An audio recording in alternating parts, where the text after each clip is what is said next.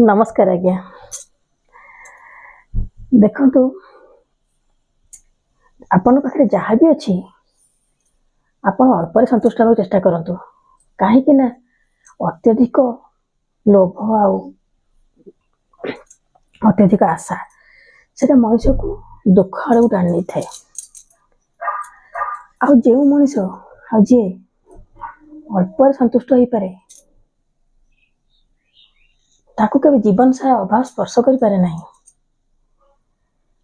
जी जेते पाइले भी संतुष्ट हो पारे खुशी हो पारे ताकू जीवन सारा के अभाव छाड़े ना पिछा सब अभाव लगी रही है।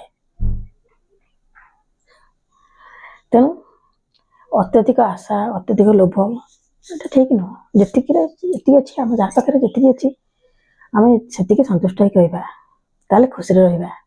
नमस्कार, जय जगन्नाथ।